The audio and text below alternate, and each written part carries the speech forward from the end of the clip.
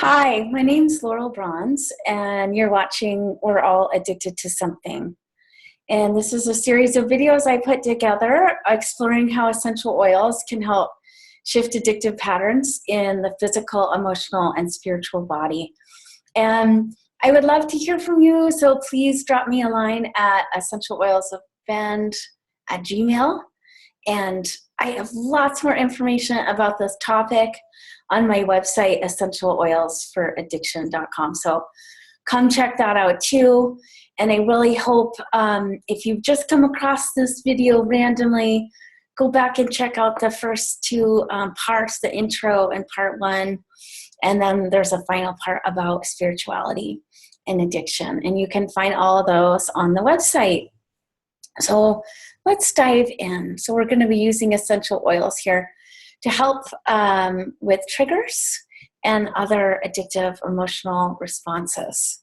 So we're supporting our emotional and psychological recovery here with the oils. So I'm going to start right out with a quote from Gabor Mate.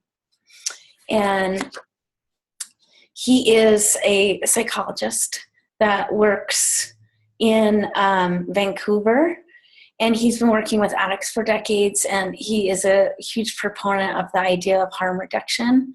So that quitting entirely is just not realistic for some people, and that we owe them protection and that they still deserve to be treated well in our society. So here's his quote. The hardcore drug addicts that I treat are, without exception, people who have had extraordinarily difficult lives. The commonality here is child abuse. These people all enter life under extremely adverse circumstances. Not only did they not get what they need for healthy development, they actually got negative circumstances of neglect. I don't have a single female patient in the Down East side of Vancouver clinic, that's where he works, who wasn't sexually abused, as were many of the men, or abused, neglected, and abandoned serially over and over and over again. So that's what sets up the brain for the biology of addiction. In other words, the addiction is related both psychologically in terms of emotional pain relief, and then also neurobiologically for the development in early adversity. So starting right off here, I do want you to know we are going to get into some heavy stuff during this section of the presentation. It's one of my favorite sections, though, because I really think this is a lot of what's getting at the root of why addiction happens, why it forms, and why it's so hard to quit. So some definitions of trauma: disordered psychic or behavioral state resulting from severe mental or emotional stress or physical injury, or a very difficult or unpleasant experience that causes someone to have mental or emotional problems for a long time. Now, PTSD, a lot of people talk about PTSD now, and essentially what this is, it's this mental health condition that's triggered by a terrifying event. So you're either experiencing it yourself or you're witnessing it. And it can include flashbacks and nightmares and severe anxiety, as well as uncontrollable thoughts about the event. So literally what's happening is the limbic brain is freezing up, and it's really difficult for it to move beyond that like super panicked fight or flight state. So why is trauma so important to our conversation about addiction? It's very common, and it's often repressed and unprocessed. And childhood trauma is our society's secret shadow. And as we go a little bit farther into this, you're going to see just how common that it is. We don't have currently well-publicized and widely utilized processes for dealing with trauma. And the good news is that there's many emerging modalities for helping people with trauma, including using essential oils, yoga, meditation, body work, and more. So this is really the heart of the presentation here. The Adverse Childhood Experience Study. So this was a study that began in 1995, and they took 17,000 Kaiser Permanente members. So these are people that had health insurance. They were part of Kaiser Permanente. This was a really, they gave them a survey, and we'll go into what they asked, but this is a real white slice of America. Okay, so 75% white, 75% college educated. They all had to have good jobs because they had health insurance. 50-50 male and female. And what this study did is it demonstrated an association, a very strong one, between having adverse childhood experiences, so again, remember trauma, and health and social problems later as an adult. And it was fascinating the way that it came about. Kaiser Permanente was running this program for some of their members who were struggling with obesity, and they were noticing that a lot of people were dropping out. And they're wondering, well, these people are making awesome progress. They're losing weight. What's going on here? And they found out that the common denominator with those people that were dropping out was that they had all experienced childhood sexual abuse. And that's when they said, okay, this is important stuff. We really need to figure out where are the correlations between what happens to people as kids and their potential for developing these really life-threatening illnesses. So they asked these 17,000 people, they all had the same questions. Did you experience physical abuse, sexual abuse, emotional abuse, physical neglect, emotional neglect, mother treated violently, household substance abuse, household mental illness, parental separation or divorce, incarcerated household member? And what they found out was devastating. 66% reported at least one. 28% reported physical abuse.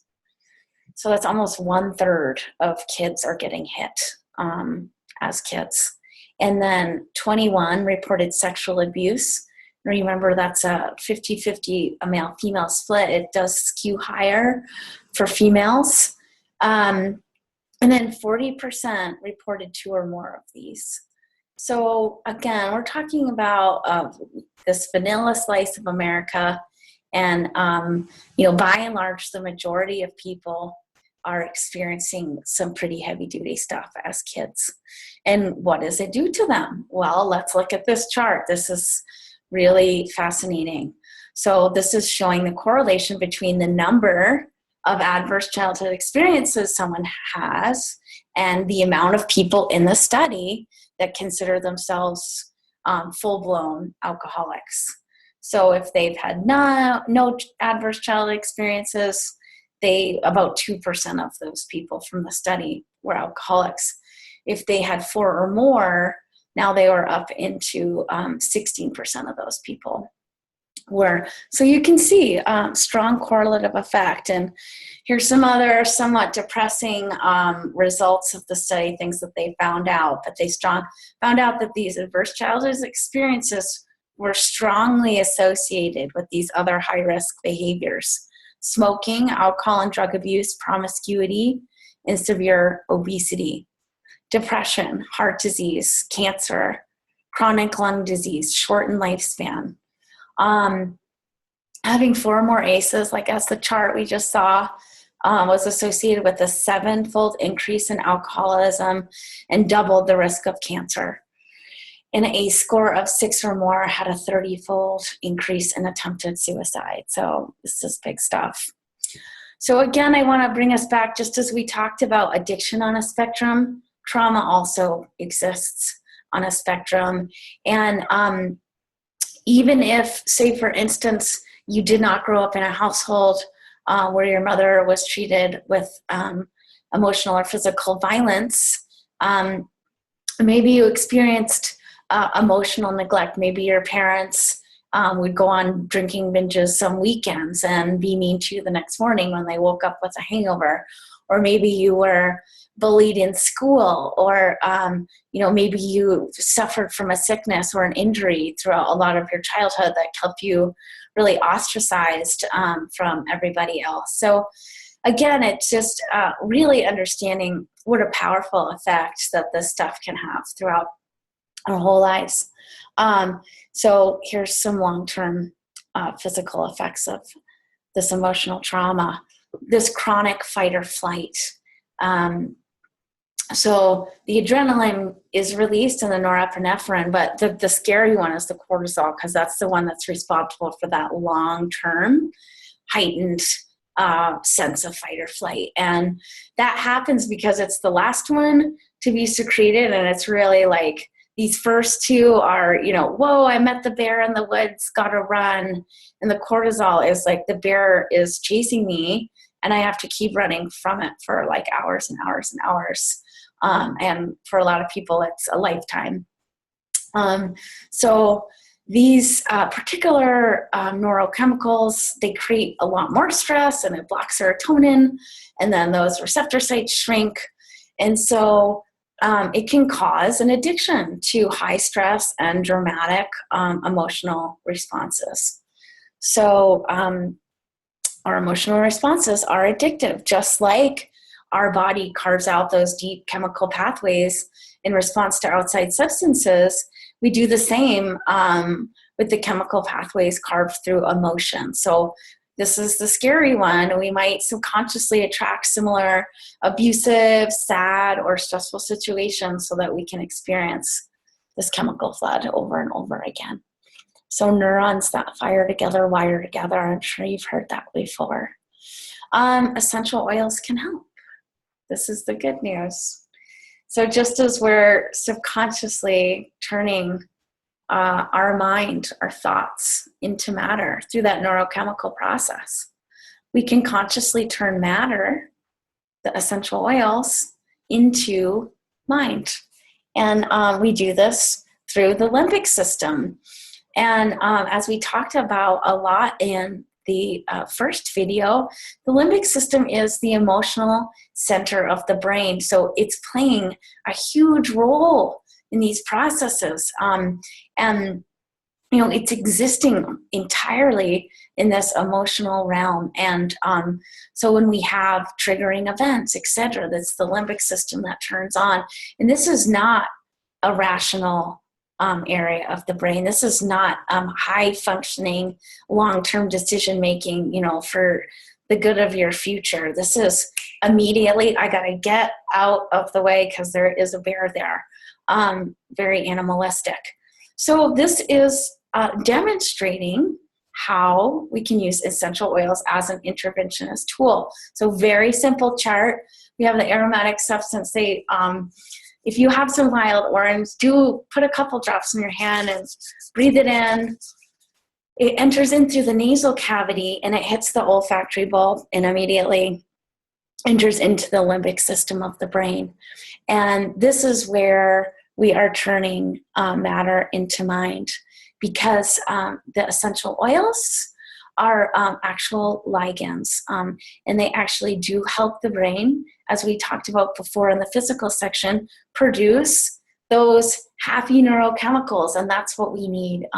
We need all the help we can get when we're having these triggering experiences to calm down. And so the essential oils are essentially acting as messenger molecules for the limbic brain.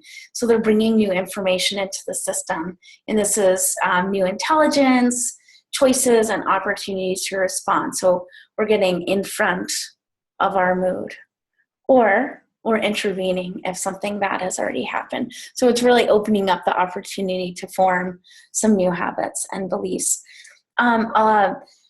This information talking about the neurochemistry comes from Candace Pert's book, The Molecules of Emotion. So if you're interested in nerding out on this stuff, check out her book. It's really fascinating stuff, and you'll learn a lot. So again, just as the processes of our limbic brain teach us we can't survive without our addictive habits, we can reteach the system to respond in a healthy way to life stressors through the use of essential oils. So essentially, essential oils are trigger intervention. And I'm going to share a story with you. That's not me, but the story is about road rage. So I had been sober about a month. I was in outpatient rehab at this point, and I had a road rage incident, which eventually led to my first relapse. So I had pulled up to this intersection. It was kind of blind, and I ended up cutting somebody off, and I was like already in the intersection by the time I realized I was cutting them off. And so they got really mad, and they were like aggressively honking on their horn. I flicked them off, and they followed me home back to my apartment and began verbally assaulting me, basically. And the guy had to have been drinking because of some of what came out of his mouth. I mean, there's no way a sober person would have said some of that stuff. And anyway, super traumatic because his girlfriend was there and she was laughing. And so I realized I was part of the situation. I did cut him off and I did flick him off.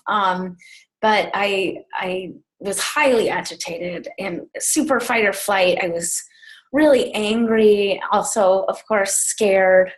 Now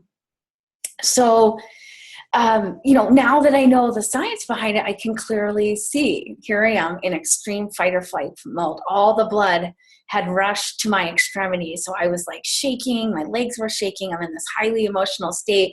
My limbic brain is in high gear. And all the blood had drained out of my frontal cortex. The frontal cortex, this is where like the higher forms of decision making and rationality and thinking are happening. So suddenly the limbic brain is calling all the shots, and the limbic brain told me exactly what was going to make me feel better.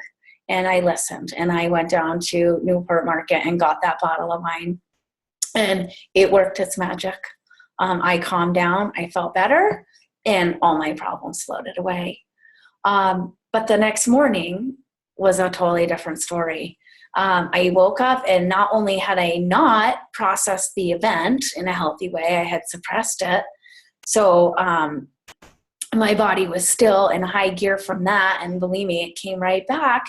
But I was also because of the alcohol withdrawal, had that cortisol spike. So I was right back to the corner store the next morning, not so glamorous as getting the bottle of wine, getting instead a 12-pack of Pabst Blue Ribbon.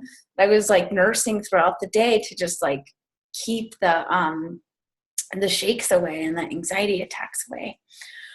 So thankfully, I've done a lot of studying on this subject, and I had so many other options besides going right down to the store.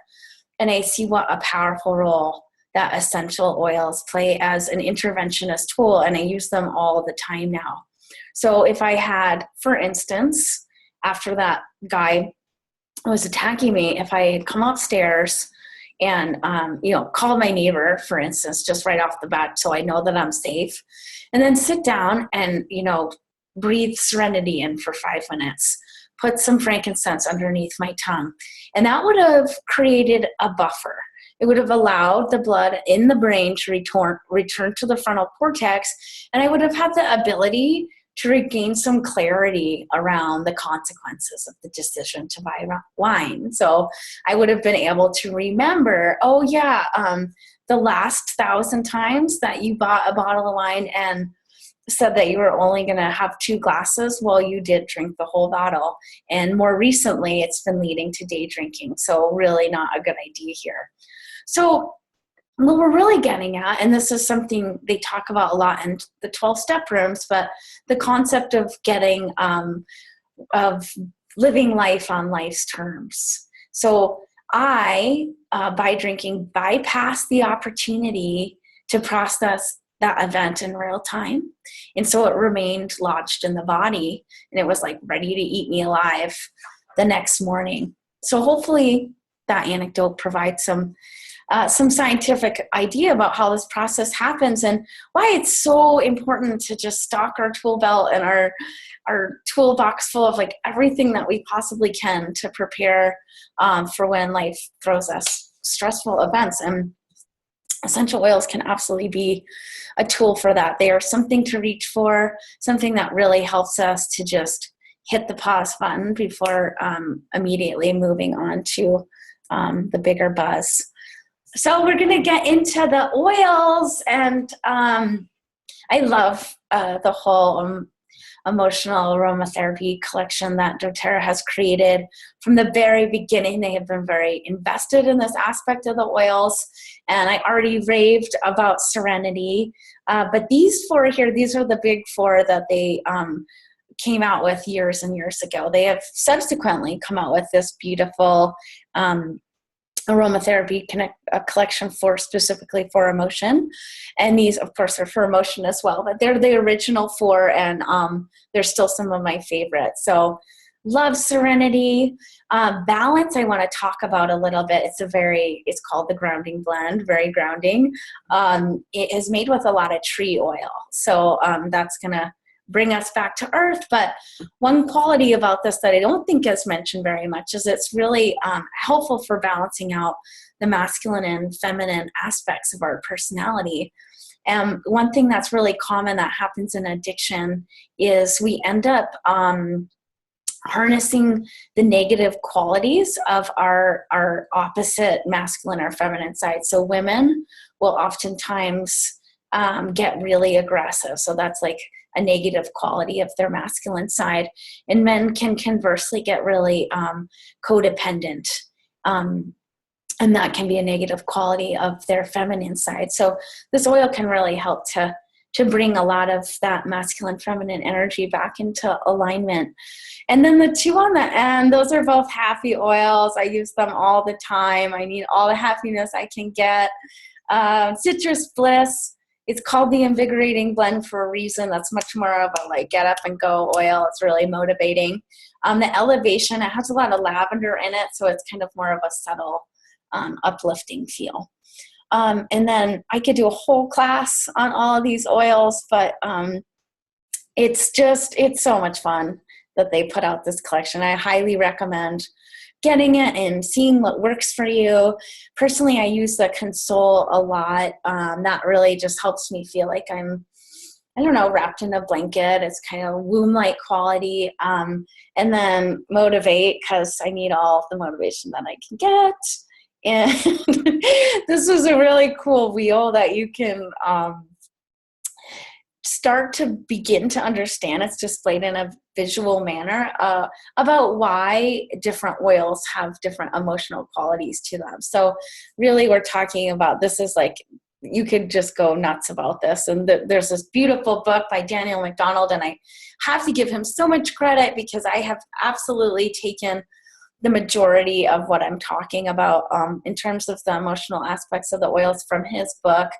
But, you know, this is just one more thing that you can dig into in your sobriety. You know, one of my fears when I was getting sober was like, oh my God, what am I going to do? It's going to be so boring. You know, there's just such an infinite amount of things that we can invest ourselves in. And for me, at least this kind of stuff really turns me on, and I've had a lot of fun going there.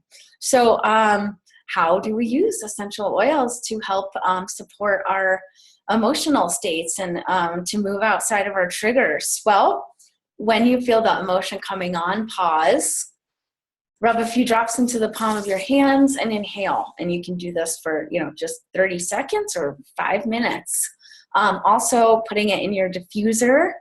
I highly recommend getting a diffuser, and doTERRA makes really great ones.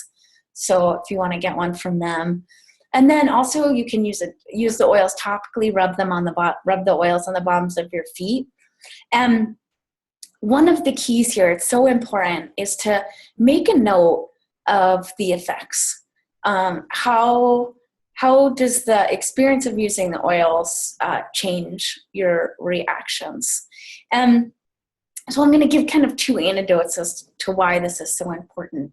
So when, you know, my 15 years or so of drinking, I noticed this really interesting, like it was this psychosomatic phenomenon where I would open up the bottle of wine, and, you know, wine smells so amazing, and pour myself the glass. And literally just inhaling the scent and sometimes just taking one sip, I would notice like pretty intense physiological response would happen. Like suddenly, whoa, I think I was like, how, you know, I had this chronic like high cortisol, and that suddenly like really brought it down. And so my brain's like already engaged in that chemical process, like releasing serotonin, and, you know, that whole glutamate reaction was probably already happening, and that was before I'd even consumed it. You can see it had this like intense psychosomatic effect. And with the oils, you know, they can start to really help to do that kind of work for you as well. You know, if you notice, well, you come home and you start to get into the habit of using the oils instead of, say, getting into a fight with your husband or snapping at your kids, you know, make a note of that. Make a note if like, wow, I felt so much more in control today, or I felt a lot calmer. And then you'll become a lot more confident about relying on the oils as something that you can actually reach for and depend on when you're in these states. So highly recommend making a note of your reactions.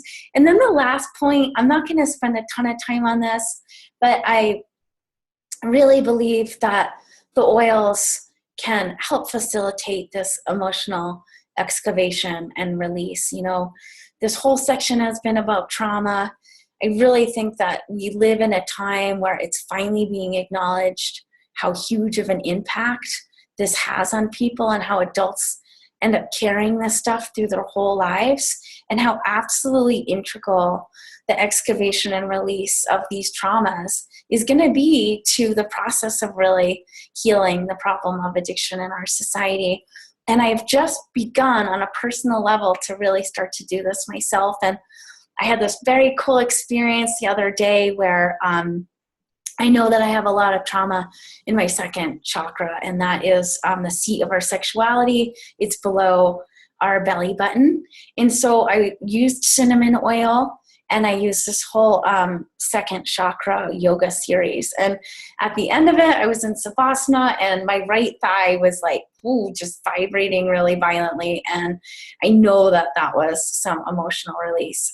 So this is powerful stuff. And I definitely think I needed at least like a year sober to start to get into that. But I definitely, for me, I'm super passionate about it, and I feel like it's going to be my life's work. There's some great books out there, and definitely another really cool place to explore using the oils. So this is the end of part 2. We talked all about the emotional aspect of addiction in this section. Please do watch the third section, which is on spirituality and addiction. And if you haven't seen the intro and part 1, check that out as well.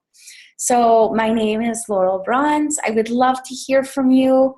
My email is essentialoilsofbend@gmail.com. And I have a whole website dedicated to this topic. Lots more information for you. It's called essentialoilsforaddiction.com. And please, if you did get something out of this, share this with your friends, and consider buying your oils and building your oil collection with me. My retail site with doTERRA is mydotera.com/essentialoilsofbend. And my wellness advocate number is 2767718. So anything that you buy retail off that site, I make 25%. I really, really appreciate it. And if you want to have your own wholesale account, I would love to teach you how to set that up. It doesn't take long at all. And there are instructions about how to do that on my website if you prefer to go on your own. So again, you've been watching We're All Addicted to Something. My name's Laurel Bronze, and please check out the next